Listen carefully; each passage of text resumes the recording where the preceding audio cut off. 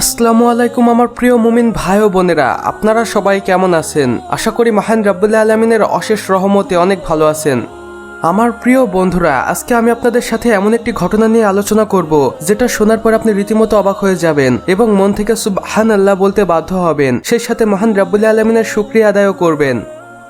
প্রতি বছর সৌদি আরবের পবিত্র মক্কা নগরীতে হাজার হাজার লক্ষ লক্ষ কোটি কোটি মুসল্লিরা যায় হজ পালনের উদ্দেশ্যে এবং তাদের একমাত্র উদ্দেশ্য থাকে মহান রাব্বুল আলামিনকে খুশি করা এবং আমাদের প্রাণের নবী হযরত মুহাম্মদ সাল্লাল্লাহু আলাইহি সাল্লামের। কিন্তু একবার পবিত্র মক্কা নগরীতে এমন কিছু দেখা মিলে যা দেখে সকলেই অবাক হয়ে যায়, কেননা একটি বিশাল আকারের সাপকে পবিত্র মক্কা নগরীতে দেখা যায় এবং এই সাপটিকে দেখা মাত্রই সেখানে উপস্থিত থাকা ছোট থেকে বড় সবাই বেশ ভয় পেয়ে যায় এবং সাপটির থেকে দূরে থাকতে শুরু করে। পবিত্র সহিহ হাদিসে উল্লেখ রয়েছে, আপনি যদি কখনো লক্ষ্য করেন বা বুঝতে পারেন যে অমুক প্রাণী দ্বারা আপনার ক্ষতি হতে পারে, তাহলে আপনি নির্দ্বিধায় সেই প্রাণীটিকে মারতে পারেন এবং এটা অবশ্যই ইসলামের দৃষ্টিতে বৈধ। কিন্তু অপরদিকে কিছু নিষেধাজ্ঞাও রয়েছে। সেই প্রাণীটি যদি আপনাকে কোনোভাবে ক্ষতি না করে তাহলে আপনি সেটাকে মারতে পারবেন না এবং এটা ইসলামের দৃষ্টিতে অবৈধ, অর্থাৎ প্রাণী হত্যা ইসলামের দৃষ্টিতে অবৈধ। কিন্তু আপনি যদি বুঝতে পারেন যে একটি প্রাণী দ্বারা আপনার ক্ষতি হতে পারে তাহলে আপনি সেই প্রাণীটিকে মারতে পারেন।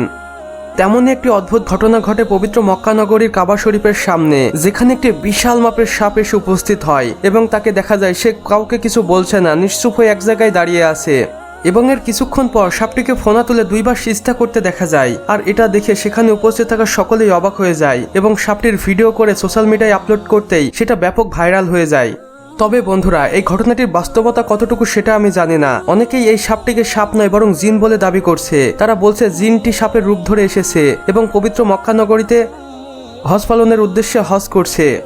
কেননা আমরা সকলেই জানি পবিত্র মক্কা নগরীতে মাঝে মাঝেই আমরা এমন কিছু দেখতে পাই যা বিশ্বের আর কোথাও দেখা যায় না এবং এটাকে অনেকে জিনের উপদ্রব বলে মনে করেন এবং এটা হতেও পারে, কেননা একটি জিন চাইলে যে কোনো সময় যে কোনো কিছুর রূপ ধারণ করতে পারে, হোক সেটা গরু, ছাগল কিংবা সাপ। এবং কিছু কিছু জায়গায় উল্লেখ রয়েছে জিনরা চাইলে মানুষের রূপ ধারণও করতে পারে, তবে সেটা স্বল্প সময়ের জন্য এবং জিন জাতির এটা করে থাকে কোনো ব্যক্তিকে বিভ্রান্ত করার জন্য।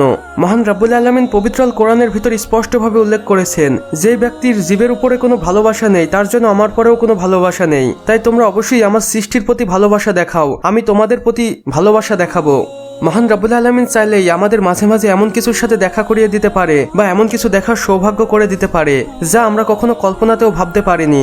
যার মধ্যে অন্যতম আমাদের আজকের ভিডিওর বিষয়টি, যেখানে আমরা পবিত্র মক্কা নগরীতে বিশাল আকারের একটি সাপকে দেখতে পেয়েছিলাম। যে সাপটি বিষাক্তর সাথে সাথে ভয়ঙ্কর তো বটেই, কিন্তু এই সাপটি পবিত্র মক্কা নগরীতে প্রবেশের সাথে সাথেই সে একদমই শান্ত হয়ে যায় এবং কাউকে কিছু বলে না। সাপটি নিজের কাজকে সম্পূর্ণ করেই এবং সকলেই যখন এই সাপটিকে দেখে ধীরে ধীরে ভয় পাচ্ছিল, তখন পবিত্র মক্কা নগরীর ইমাম সাহেব সাপটির কাছে এগিয়ে যায় এবং সাপটিকে বলে, হে সাপ, তুমি তো জানো তোমাকে দেখে এখানে ছোট বড় সকলেই ভয় করছে, তুমি এখান থেকে চলে যাও, তোমার কাজ যদি সম্পূর্ণ হয়ে থাকে তবেই। এবং এই কথা বলে যখন পবিত্র মক্কা নগরীর ইমাম সাহেব সেখান থেকে চলে যায় এবং পিছন ঘুরে ফিরতেই সাপটি যেন কোথাও উধাও হয়ে যায়, যা দেখে সেখানে থাকা সকলেই আল্লাহু আকবার বলে চিৎকার করতে থাকে। কেননা এমন অদ্ভুত দৃশ্য তারা এর আগে কখনো দেখিনি। এত বিশাল আকারের সাপ কিভাবে হঠাৎ কয়েক সেকেন্ডের মধ্যেই উধাও হয়ে যেতে পারে, এই বিষয়টি তাদের বোধগম্য হয় না। তাই তারা সকলে মিলেই আল্লাহু আকবার বলে চিৎকার করতে থাকে এবং মহান রাব্বুল আলামিনের শুকরিয়া আদায় করতে থাকে।